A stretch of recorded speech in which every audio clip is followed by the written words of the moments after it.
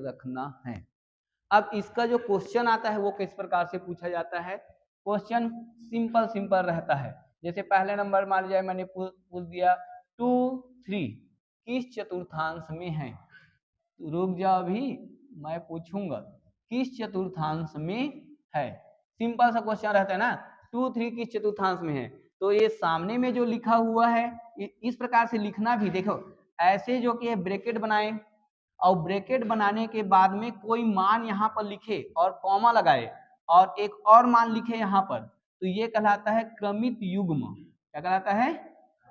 क्रमित युग्म। इस प्रकार से लिखना क्रमित युग्म कहलाता है, जिसमें शुरू वाला मान अगर x और y के बारे में पढ़ रहे हो, x निर्देशांक और y निर्देशांक, या x अक्ष और y अक्ष के बारे में पढ़ रहे हो, तो शुरू वाला मान हमेशा x का रहेगा और बाद वाला मान हमेशा y का रहेगा। मतलब ये x निर्देशांक है और ये क्या है?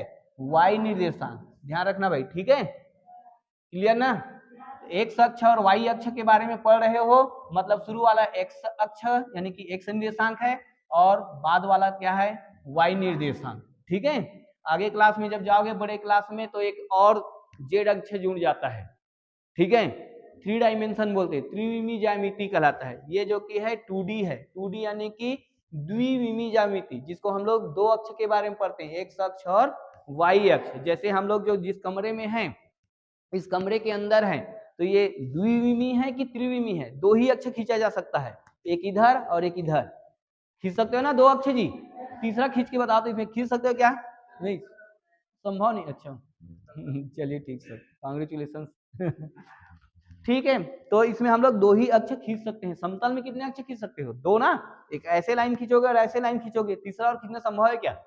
नहीं तो द्विविमी, मतलब जो हम लोग रह रहे हैं ना यहाँ पर, इसमें जो आप जमीन पर हो तो दो ही अक्ष होगा आपके पास। अगर आप लोग स्पेस में चले गए, अंतरिक्ष में चले गए, तो त्रिविमी ज्यामिति यानी कि x अक्ष भी खींच सकते हो, y अक्ष भी खींच सकते हो, z अक्ष भी खींच सकते हो, सीधा भी खींच सकते हो। ठीक है ना? तो जो पक्षियां रहती है वो त्रिविमी ज्यामिति में मूवमेंट करती है, मतलब 3 डायरेक्शन में। एरोप्लेन जो कि 3 डायरेक्शन में। ठीक है? आप 3 डायरेक्शन में हो सकते हो क्या? हो सकते हो। कब? जब आप उछलोगे, ऐसे जंप करोगे। तो अभी जो कि है या तो x अक्ष में हूं या y अक्ष में हूं, इधर चलूंगा या इधर चलूंगा। इधर जिसको भी मान लो, तुम इसको x अक्ष मान रहे हो तो मैं x अक्ष में चल रहा हूं या y अक्ष में, इसको x मान दिए तो मैं x अक्ष में चल रहा हूं या y अक्ष में। मतलब आप इसमें अर्थ में दो ही डायरेक्शन कर सकते हो कि नहीं? और तीसरा डायरेक्शन अगर आपको चाहिए तो क्या करना पड़ेगा? आपको जंप करना पड़ेगा, उछलना पड़ेगा, तब तो जाओगे ना। तो पक्षियां हमेशा 3 डायरेक्शन में मूवमेंट करती है। एरोप्लेन 3 डायरेक्शन में, x अक्ष में, y अक्ष में और z अक्ष में सीधा। ठीक है? तो उसको अभी छोड़िए, अभी आपको सिर्फ 2 डायरेक्शन के बारे में पढ़ना है, यानी कि द्विविमी ज्यामिति के बारे में पढ़ना है। ठीक है? x और y, तो हम लोग जो कि है x और y में ही मूवमेंट करते हैं, ध्यान रखना। ठीक है ना? ठीक, ओके। अब ये जो कि है आपको इसको तो समझा दी ना, क्रमित युग्म कहलाता है भाई। और इसका जो क्वेश्चन है, ये जो कि है सामने वाला हमेशा x निर्देशांक, बाद वाला y निर्देशांक। अब सिंपल क्वेश्चन आ गया आपके पास में कि 2,3 किस चतुर्थांश में होगा। तो ध्यान देना कि दोनों धनात्मक है कि दोनों ऋणात्मक है, कि एक धनात्मक एक ऋणात्मक है, कि एक ऋणात्मक एक धनात्मक, बस इसी को देखना है और उसका आंसर निकल जाएगा। तो 2,3 किस चतुर्थांश में है जी? चलिए, प्रथम चतुर्थांश में। ये देखिए दोनों धनात्मक है कि नहीं है? x का निर्देशांक और y निर्देशांक दोनों धनात्मक है ना, तो इसका आंसर होगा किस चतुर्थांश में स्थित है? प्रथम चतुर्थांश में। आपका 1 मार्क्स मिल गया, प्रथम चतुर्थांश में स्थित है। ठीक है? अब मान लीजिए आपको बोल दिया, ध्यान से देखते हैं ना, 4,10 -4,10 किस चतुर्थांश में स्थित है? द्वितीय चतुर्थांश। किसमें स्थित है? द्वितीय चतुर्थांश में स्थित है, द्वितीय चतुर्थांश में स्थित है। ये खाली स्थान में भी पूछ देता है, 70 में पूछता था, लेकिन अब 70 को नहीं दे रहा है, खाली स्थान है और 4 ऑप्शन ऑब्जेक्टिव वाले दे रहे हैं। ठीक है? तो खाली स्थान में भी पूछ सकता है कि -4,10 किस चतुर्थांश में है, खाली स्थान चतुर्थांश में है, या फिर 4 ऑप्शन दे देगा, प्रथम द्वितीय तृतीय चतुर्थ, उसमें से आपको चुन करके लिखना है कि हाँ इस चतुर्थांश में स्थित है। ठीक है ना? चलिए बैठिए, अब मैं और लिख रहा हूं। मैंने जैसे लिख दिया आपको 5, किस चतुर्थांश में स्थित है?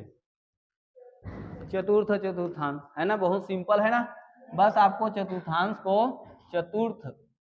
चतुर्थांश में स्थित है, चतुर्थांश में स्थित है। क्लियर? ठीक। और अगर मैंने मान लीजिए लिखा -2, -5 किस चतुर्थांश में स्थित है? तृतीय चतुर्थांश, तृतीय चतुर्थांश, ठीक है, तृतीय चतुर्थांश में स्थित है। क्लियर है? तो ये बहुत सिंपल सा है कि नहीं, बस इस डायग्राम को आपको बनाना है।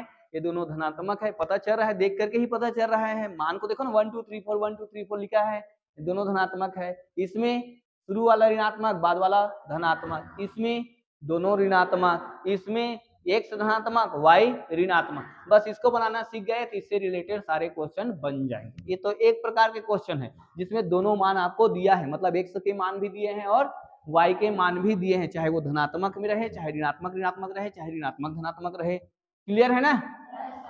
ओके। अब इसी का दूसरा टाइप का जो क्वेश्चन है वो शुरू होता है। बैठिए, अब दूसरे टाइप के क्वेश्चन कैसे होता है उसको मैं बताता हूँ, ठीक है। सेकेंड टाइप के जो क्वेश्चन होगा वो, ये प्रश्न क्रमांक 1 था। अब ये प्रश्न क्रमांक 2 में देखिए किस प्रकार का क्वेश्चन